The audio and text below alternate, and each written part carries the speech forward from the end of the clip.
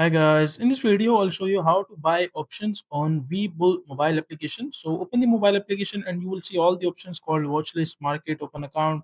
So just click on any of the option until you see the search bar, symbol, name, feature, knowledge. So just click on it and search your currency or coin or stock, whatever you want to invest on. Let's say I want to go with the Tesla. So just select the coin, and once you select the coin, you will see an option like this one. As you can see, like this is the chart option of the coin Tesla.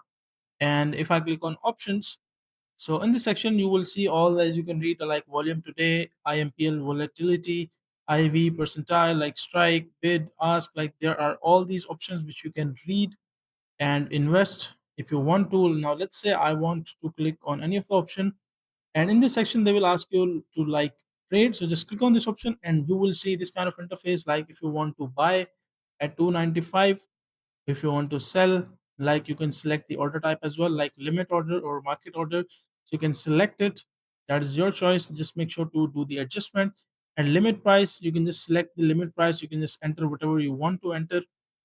And once you enter the limit price, you can select the contracts as well, like how many contracts or how many shares do you want to select. As you can see that the contracts will be multiplied by 100 as well. So time in force, either it is day or good till cancel, you can select it. That is your choice.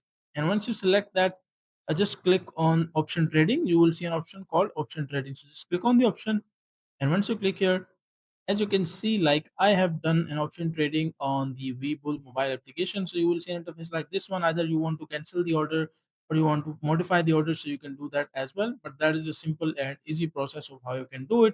Now make sure to like the video and subscribe to the channel if you find this video useful.